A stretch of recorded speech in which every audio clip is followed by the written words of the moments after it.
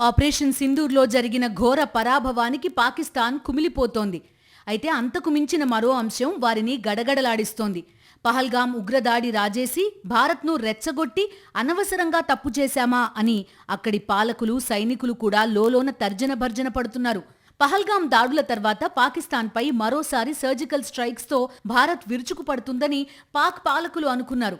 అయితే భారత ప్రభుత్వం మాత్రం ఆపరేషన్ సింధూర్ కన్నా ముందుగానే పాకిస్తాన్పై బ్రహ్మాస్త్రం లాంటి నిర్ణయం తీసుకుంది. పాకిస్తాన్ కో భారత్ కే హక్ కా పానీ నహీ మిలేగా.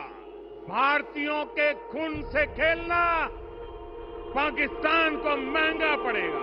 ఎందుకంటే ఈ దెబ్బల కన్నా కూడా సింధు జలాల నిలిపివేత పాకిస్తాన్కు కోలుకోలేని షాక్. అందుకే దీనిపై పాక్ అసెంబ్లీలో చర్చ జరుగుతున్నప్పుడు ఇమ్రాన్ ఖాన్ పార్టీకి చెందిన సభ్యుడొకరు మాట్లాడుతూ సింధు జలాల ఒప్పందం రద్దు నిర్ణయం మనపై భారత్ ప్రయోగించిన వాటర్ బాంబే అన్నారు. इसको हम समझते हैं कि ये एक वाटर बॉम्ब हमारे ऊपर पड़ा हुआ है जिसको हमने डिफ्यूज करना है. इसको ఉగ్రవాదాన్ని పదే పదే భారత్ పైకి ఎగదోసి హింస రాజేస్తోన్న పాకిస్తాన్ పాలకులు, ఆర్మీ అధికారులు కూడా భారత్ ఈ దాడులను ఖండించి ఊరుకుంటుందంతే అనుకున్నారు. అయితే వారి అంచనాలకు అందని విధంగా భారత ప్రభుత్వం పకడ్బందీగా ప్రణాళిక రచించుకుని శత్రు దేశానికి ఊపిరి సలపని పరిస్థితులు సృష్టించే అస్త్రాన్ని సంధించింది. అందుకే దీన్ని పాక్ పాలకులు వాటర్ బాంబ్గా అభివర్ణించారు. అసలు సింధు జలాల ఒప్పందం ఏమిటి, దాన్ని రద్దు చేసినంత మాత్రాన పాకిస్తాన్ ఎందుకింతలా వణికిపోవాలి అన్నవి అర్థం కావాలంటే సింధు జలాలను అర్థం చేసుకోవాలి. జల వనరులు లేని పాకిస్తాన్కు మానవతా దృక్పథంతో సాగు, తాగునీరు అందించే లక్ష్యంతో 1960లో భారత్ పాకిస్తాన్ల మధ్య సింధు నదీ జలాల ఒప్పందం కుదిరింది. నాటి భారత ప్రధాని పండిట్ జవహర్లాల్ నెహ్రూ, పాకిస్తాన్ అధ్యక్షుడు అయూబ్ ఖాన్ ఈ ఒప్పందంపై సంతకాలు చేశారు. ప్రపంచ బ్యాంక్ మధ్యవర్తిత్వంతో జరిగిన ఈ ఒప్పందం ప్రకారం సింధు నదికి పశ్చిమాన ఉన్న జీలం, చీనాబ్ నదుల జలాలపై పాకిస్తాన్కు హక్కు దక్కింది. దీని ద్వారా పాకిస్తాన్కు 135 మిలియన్ యాకర్ ఫీట్ సామర్థ్యంతో కూడిన జలాలు అందుతున్నాయి. యాకర్ ఫీట్ అంటే 1 ఎకరంలో 1 అడుగు లోతు వరకు ఉండేలా నీరు పారడం అన్నమాట. రెండు దేశాలు స్నేహభావంతో, సుహృద్భావ వాతావరణంలో కలిసిమెలిసి కొనసాగుతూ ఉండాలని ఒప్పంద పీఠికలో పేర్కొన్నారు. పాకిస్తాన్కు ఈ జలాలు అత్యంత అవసరం. ఇవి లేకపోతే అక్కడ వ్యవసాయం సంక్షోభంలో కూరుకుపోతుంది. భారత్ మాత్రం సింధు జలాల ఒప్పందం ద్వారా కేవలం జల విద్యుత్ను ఉత్పత్తి చేసుకుంటోందంతే. ఈ ఒప్పందం వల్ల పాకిస్తాన్కు ఎంతో మేలు జరిగింది. అయితే రెండు దేశాల మధ్య చాలాసార్లు ఉద్రిక్త వాతావరణం నెలకొంది. కొన్ని యుద్ధాలు జరిగాయి. పాక్ తన ఇంట్లో శిక్షణ ఇచ్చిన ఉగ్రభూతాలను పంపి భారత్లో ఎన్నో విధ్వంసకాండలు, మారణ హోమాలకు తెగబడింది. అయితే పాకిస్తాన్ ఎన్ని ద్రోహాలు తలపెట్టినా కూడా ఇంతవరకు భారత ప్రభుత్వం సింధు జలాల ఒప్పందాన్ని మానవతా దృక్పథంతో కొనసాగిస్తూనే వచ్చింది.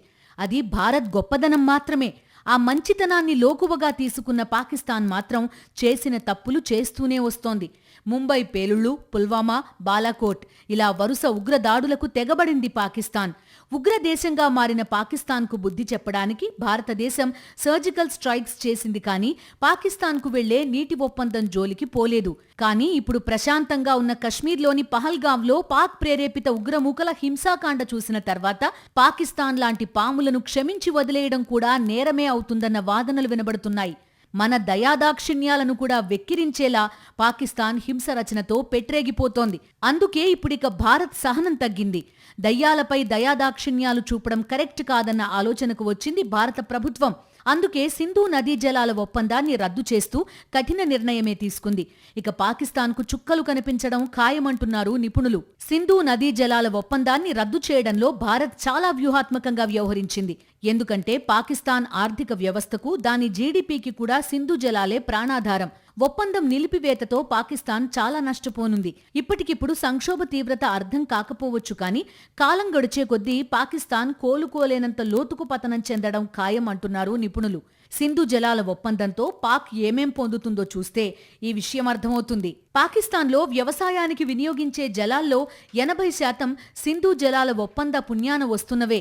16 లక్షల హెక్టార్ల భూమిని ఈ జలాలతోనే సాగు చేస్తున్నారు పాక్ రైతులు. ఇప్పుడు ఈ ఒప్పందం నిలిచిపోతే ఈ పొలాలన్నీ ఎండిపోవడం ఖాయం. అది పాకిస్తాన్ను తీవ్ర ఆహార సంక్షోభంలోకి నెట్టివేయడం అంతే ఖాయం. ఆహార భద్రతకు పెను ముప్పు తప్పదంటున్నారు నిపుణులు. పాకిస్తాన్లో 23 కోట్ల 70 లక్షల మంది దాహాన్ని ఈ జలాలే తీరుస్తున్నాయి. ఒప్పందం రద్దుతో ఇన్ని కోట్ల గొంతులు దాహంతో అల్లార్చుకుపోయే అవకాశాలున్నాయి. కరాచీ, లాహోర్, ముల్తాన్ వంటి ప్రధాన నగరాలకు సింధు జలాలే గతి. ఈ నీళ్లు ఆగిపోతే అక్కడ నీటికి కటకటే. అది పెను సంక్షోభానికి దారితీస్తుంది. ఇక సింధు నదిపై తర్బెలా డ్యాం నిర్మించారు. ఇక్కడ 16% విద్యుత్ ఉత్పత్తి అవుతుంది. సింధు జలాల ఒప్పందం రద్దయితే ఈ 2 డ్యాంలు నిరర్ధకమవుతాయి. అప్పుడు పాకిస్తాన్లో చాలా నగరాలు అంధకారంలో కూరుకుపోతాయి.